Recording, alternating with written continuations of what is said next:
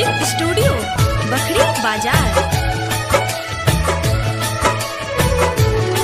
तुहसे दिलवा हल गइला के पोयनी सजा हो, पोयनी सजा हमारा जिंदगी में दिहलू अगिया लगा हो, अगिया लगा हम न जननी की देबू तू कैसन दगा हो, कैसन दगा हमारा जिंदगी में दिहलू अगिया लगा हो, अगिया लगा।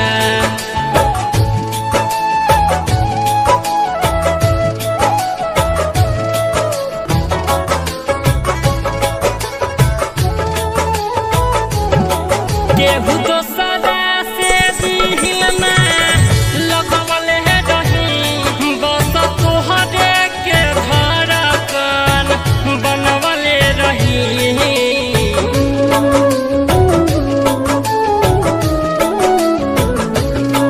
केहू तो सदा से दिलना लगवले रही, बस तोहरे के धड़कन बनवले रही। तोहर नियत रहे रानी बड़ी बेवफा हो, बड़ी बेवफा हमारा जिंदगी में दिहलू अगिया लगा हो, अगिया लगा।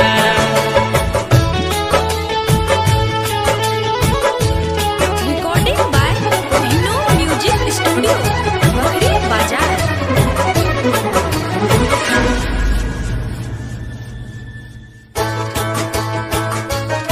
मन के मंदिर में तोहके बसवले रही, अपना दिलवा के अंदर सजवले रही।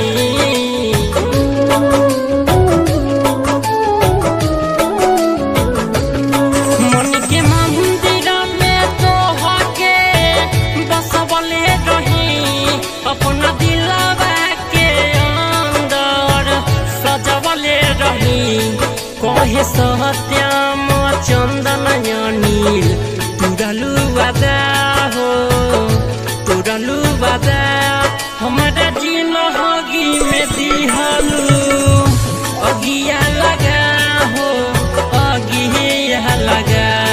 हम न जननी की देबू तू कैसन दगा हो, कैसन दगा हमारा जिंदगी में दिहलू अगिया